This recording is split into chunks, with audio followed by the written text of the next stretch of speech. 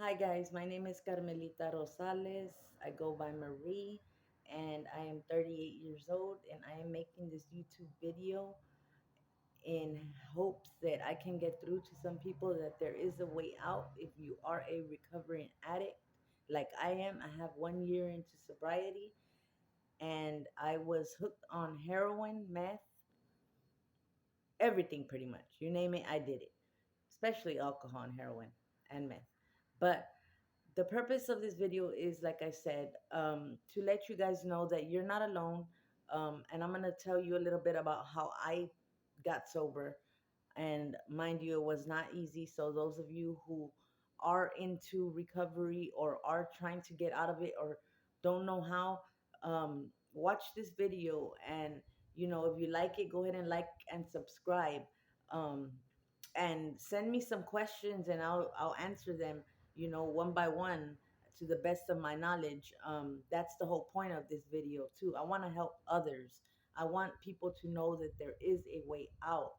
So let's start back when I was just a little girl. When I was born, I was given to my grandparents on my dad's side by my mother, which was fine with me because she was an alcoholic as well. My dad by this time was in prison. He got her pregnant. He got a 25-year sentence. So he went to go do his sentence. I was stayed with my grandma. Um, so she raised me, her, my grandpa, they both raised me. I had everything I needed, wanted everything. Everything was good, but there was drugs all around me.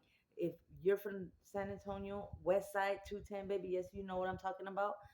It's terrible there. I was raised off Zazamora and Ruiz Street, off 19th and Hamilton Street.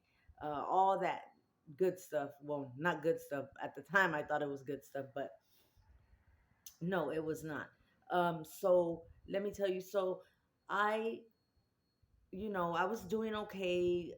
Maybe up until about 9 years old, I started smoking weed. From weed, it quickly graduated to cocaine. About 11 years old, I was full blown cocaine addict, drinking alcohol, and from 11 years old all the way through to about 27, cocaine and alcohol was my go-to. I would binge on it, binge, binge, binge, sleep for a couple of days, binge, binge, binge. Then I hooked up with this guy from San Antonio. He was lived a couple of streets down from me, had a couple of kids with him. Um, and we were in our addiction together. I also went through another relationship with my first daughter where her father was murdered. My daughter now is 19, so that was quite some time ago. But, anyways, we were in our addiction together as well. So, every guy that I was with, I had to have a guy by me because, you know, two's a crowd to me. It's two's better than one, especially when you're in your addiction. So it kept on like that until 27 years old. I turned to heroin. My father was a full blown heroin addict. By that time, my father was already out from doing the 25-year sentence. So what happened was me and him started using together.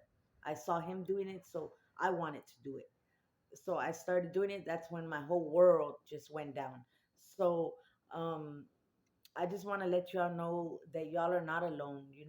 I've been through it, I've been there, done that. Prostitution, I've done it. That's another thing.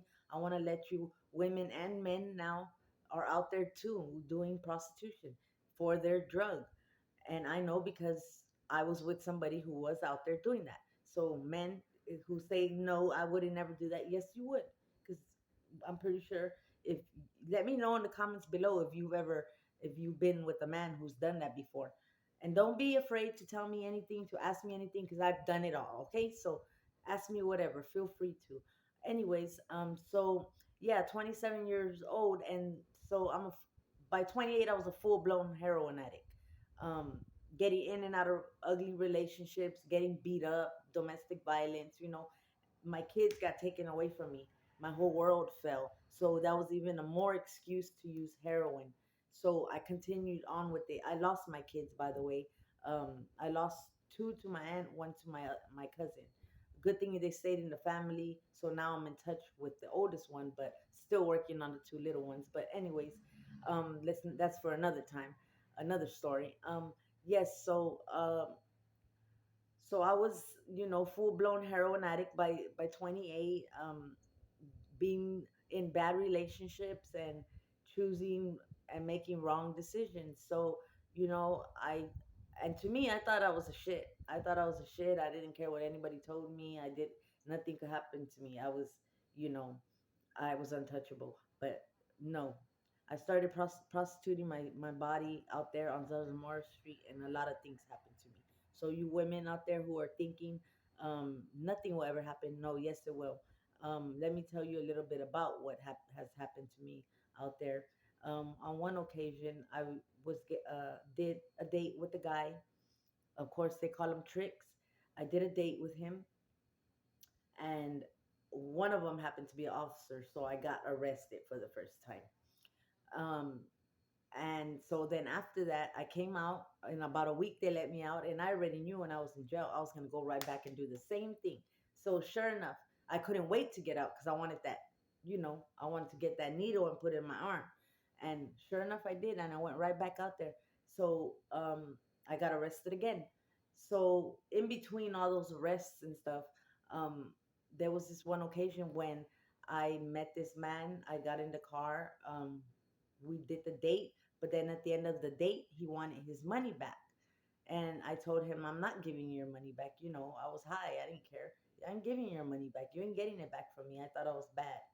Um, and what he did was, I was getting off the car, and instead of letting me get all the way out, he kind of floored it. And that's where this scar came from. And I have a lot of other battle wounds, which I'll show you in another video.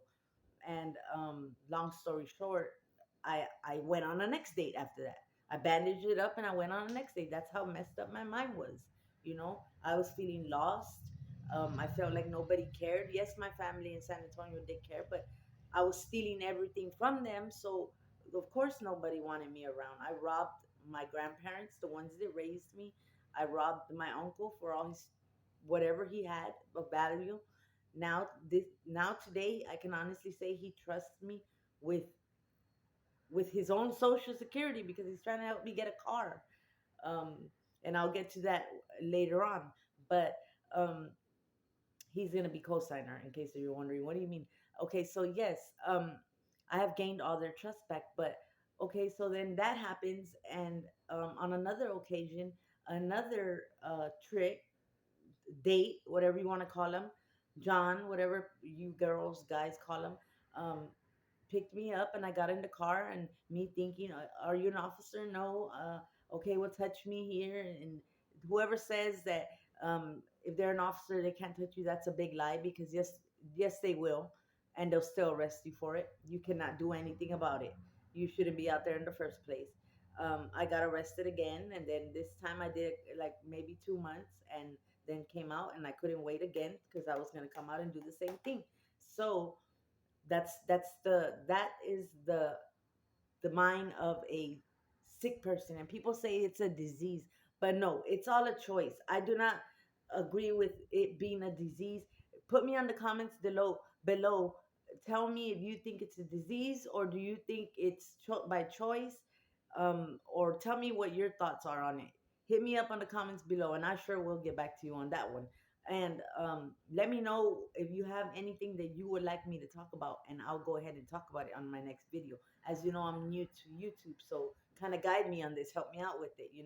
But anyways, yes. So I went in for the 2 months, and I came out, and like I said, I couldn't wait. So I came out, did the same thing. Then I got, back to prostituting, and it was just like a cycle. It was a cycle. So then what happens is, I get in this car, and this one guy, he didn't have money. He didn't have any money to do the date. And my thing was, you got to pay me first. And this guy, he for some reason, I was not on my P's and Q's that night. Or I don't know, I trusted him for some reason. Maybe this was the second time I'd done the date. If thinking back, I think it was like he was a repeat customer. So I went ahead and trusted him that we were gonna go get the money from the ATM or something in that area. So anyways, he ends up uh we do our date and he ends up leaving me, beating me, and leaving me. Okay, so that's second time. So those of you who think that nothing's gonna happen to you out there, eventually something will happen to you. Okay, and it gets worse. It gets worse. I have a lot of stories. Um, Not only that, one time when I was walking, and I wasn't even working, I had just did a date. Um, a guy, two guys in a car, a blue car, I remember. They kind of start slowing down. They come behind me. One pulls me by the hair, and I do have that video. I'm gonna post it. I have to look for it. I'm gonna post it on my next YouTube video. So okay, so they come behind me, they pull my hair down. I had a cup of beer in my hand, and I had just did a date. Remember, I said, and I had the money in my bra. Of course, women know we put our where we put our money in our bra because it's safe. So he's like, "Give me your money," bitch. And I'm like, "I don't have anything. I'm homeless," because I was homeless on the streets. I was on the streets. I had a luggage with me and everything. But for some reason, they wanted to rob me. I don't know if it was because they were watching me do these dates or what. Because San Antonio is very rough. If you're from there, you know what it is. Okay, um, so they beat me up. They hit me with the gun, and mind you, it was a big gun.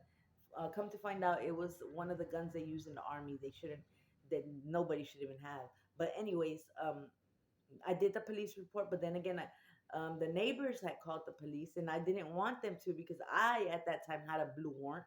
By this time, I was already looking to prison time. No, no, no. I'm sorry. I already had went to go do some prison time, and I was out on parole, and I messed up parole, so I had a blue warrant. And I remember I didn't want nobody to call the officers because then I thought they were gonna run my name and take me in.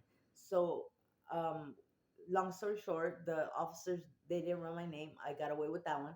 But later on, down the line, of course I had to do my time on that. But yes, so um, and all this, mind you, for heroin and meth and Xanax, so and alcohol. So my point is, if you people, women and men, think that you're gonna be okay out there in the world, doing in that world anyways, doing that, no, I just want to let y'all know that today I'm 1 year sober, and I feel great.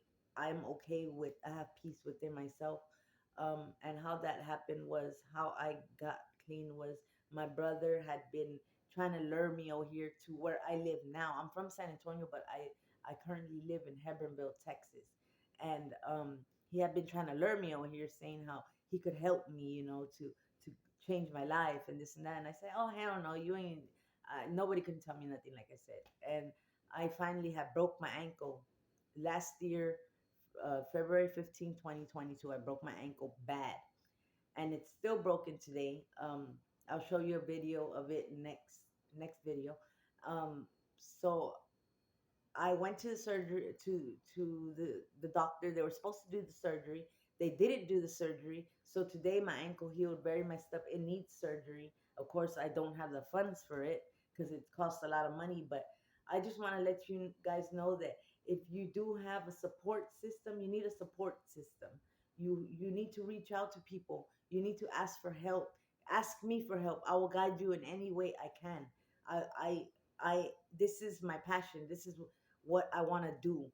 That's why I'm starting this YouTube channel. Whether it hits one person, it helps one person, as long as I help one person, that's all that matters to me. Um, so yes, you need a support system. You need